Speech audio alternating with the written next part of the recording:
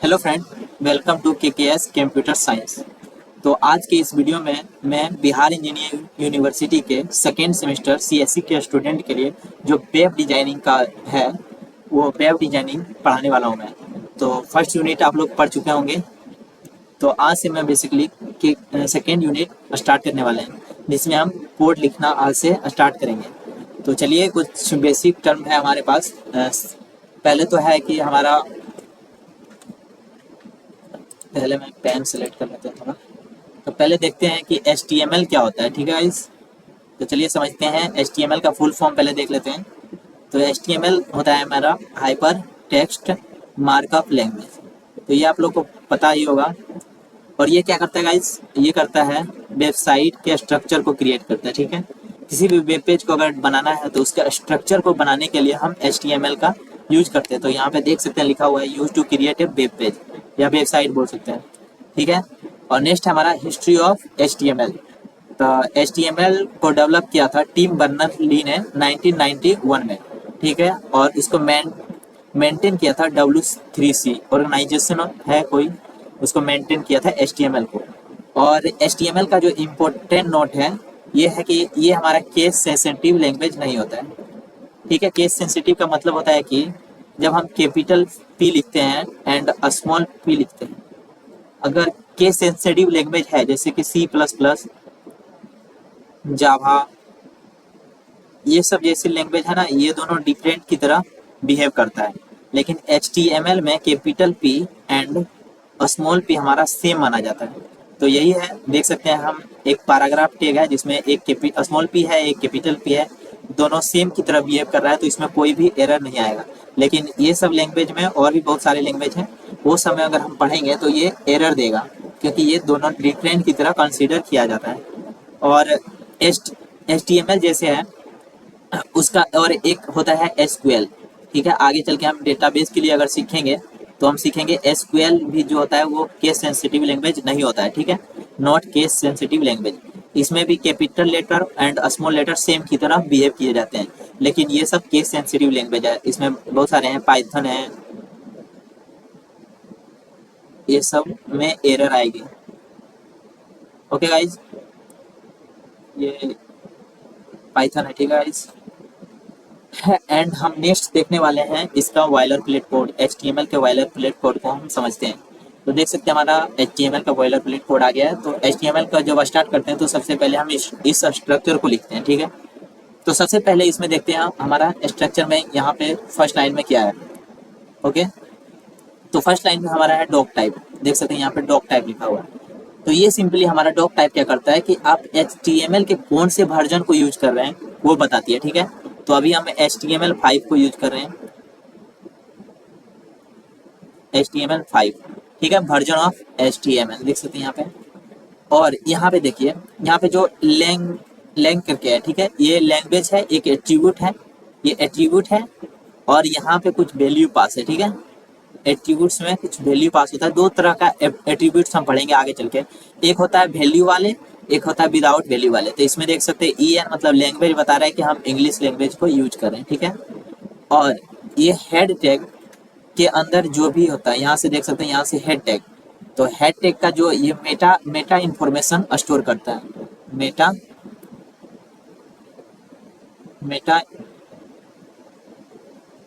Meta information. Okay guys, तो Meta information क्या होता है, SEO ऑप्टिमाइजेशन में काम करता है। ठीक है, SEO optimisation, search engine optimisation. ठीक है, इसका मतलब होता है कि हेड टैग के अंदर हम उस पार्ट को रखेंगे, जैसे कि हमें कोई CSS लिंक करना है, तो आगे चल के हम CSS लिंक करेंगे तो हम हेड टैग के अंदर लिखेंगे। ठीक है, ओके। और कोई जावास्क्रिप्ट कहीं से लिखा हुआ किसी वेबसाइट का अगर हम लिखा हुआ यूज करेंगे तो वो भी JSB हम हेड टैग के अंदर लिखेंगे। ठीक है, या तो किसी और वेबसाइट का फॉन्ट अगर यूज करना है, आगे चल के हम फॉन्ट यूज करना भी सीखेंगे, तो उस फॉन्ट को हम अपने वेबसाइट में दिखाना चाहते हैं तो वो फॉन्ट भी हम यहाँ पे हेड टैग के अंदर लिखेंगे। ठीक है, फॉन्ट फिर CSS हो गया तो CSS भी लिंक करेंगे तो हम हेड टैग के अंदर ही रखेंगे। ठीक है, तो हेड टैग का मतलब समझ गए। और ये होता है हेड टैग के अंदर, और आता है टाइटल, जो कि हमारा वेबसाइट का क्या नाम होगा। जैसे कि आप पढ़ते हैं जैसे कि हम सर्च करते हैं google.in, ठीक है, google.in। तो ये जो है, ये जो सर्च बार पे दिखता है हमारा सबसे ऊपर में जो रहता है, जो सर्च होके दिखता है, तो वहाँ पे वो हमारा टाइटल होता है, जो कि वेबसाइट पे नहीं दिखेगा फ्रंट पे, लेकिन हमारा कोने में देख सकते हैं जहाँ सर्च होता है वहाँ पे दिखेगा। तो आगे चल के हम देखेंगे टाइटल कहाँ दिखता है, ठीक है। और बॉडी टैग आता है नेक्स्ट हमारा। तो बॉडी टैग के अंदर हम उस पार्ट को रखते हैं जो हमारा वेबसाइट पे व्यू होगा, जो हमारा वेबसाइट पे दिखेगा। देख सकते हैं व्यू वेब पेज कंटेंट, ठीक है। तो बॉडी टैग के अंदर हम वो चीज रखेंगे जो हमारा वेबसाइट पे हम दिखाने वाले हैं। बटन है, बटन हो गया आपका, टेक्स्ट हो गया, जो भी आप इमेज हो गया, ओके। ये सब चीज हम जो दिखाने वाले हैं वेबसाइट के ऊपर, वो हमारा बॉडी टैग के अंदर आता है, ठीक है। तो आप लोग को ये समझ आया होगा। और नेक्स्ट देखते हैं हम, बेसिक टैग हम देख लेते हैं, ठीक है। तो देख सकते हैं a tag HTML in piece of code enclosed in angle bracket, ठीक है। देख सकते हैं एंगल ब्रैकेट इस तरह का यूज करते हैं हम, okay. Use to define HTML elements we determine the structure and content of a web page. हम कोई भी कंटेंट को दिखाना चाहते हैं, जैसे कि यहाँ पे आप टैग का नाम लिखिएगा, ठीक है, एंड उसके बीच में हम कंटेंट देंगे, उसका क्लोजिंग ब्रैकेट देंगे, ठीक है, ओके। तो जैसे हम पैराग्राफ टैग लिखेंगे, आगे चल के हम सीखेंगे पैराग्राफ टैग क्या होते हैं, ठीक है। उसके अंदर अगर हम हेलो वर्ल्ड प्रिंट करवाना है, ठीक है, और इसका हम क्लोजिंग ब्रैकेट दे देते हैं इस तरह का, ठीक है। तो ये हमारा वेबसाइट पे जो भी कंटेंट वाला पार्ट है, ये वाली पार्ट, ये वाली हमारे वेबसाइट पे दिखेगी। और ये होता है हमारा लिखने का, किस तरह से हमारा वेबसाइट पे दिखेगा, ठीक है, वो पैराग्राफ के अंदर होता है। फिर हम हेडिंग टैग देखेंगे, ठीक है, H1 tag, H2 tag, okay, 6 तक होती है, H6 तक हेडिंग टैग।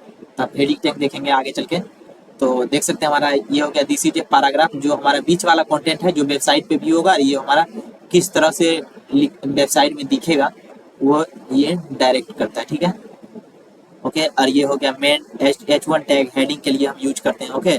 और टैग जो होता है टाइप्स ऑफ टू टाइप्स का होता है टैग, ठीक है। एक होता है पेयर टैग, जैसे कि हम पेयर टैग में इसका पी लिए और फिर इसका क्लोजिंग ब्रैकेट भी लगाएंगे, ठीक है। लेकिन एक होता है सेल्फ क्लोजिंग टैग, जैसे कि हम बी आर टैग का यूज करेंगे लाइन ब्रेकिंग के लिए, ओके। एंड अगर हम इमेज टैग का यूज करेंगे तो उसमें कोई क्लोजिंग टैग नहीं होता, ये सेल्फ क्लोजिंग टैग होता है, ओके गाइस। तो यहाँ तक हम लोग सीख गए हैं। तो आगे चलिए हम लोग देखते हैं कि कितने तरह के टैग होते हैं, ठीक है। तो आगे चल के हम टैग देखने वाले हैं।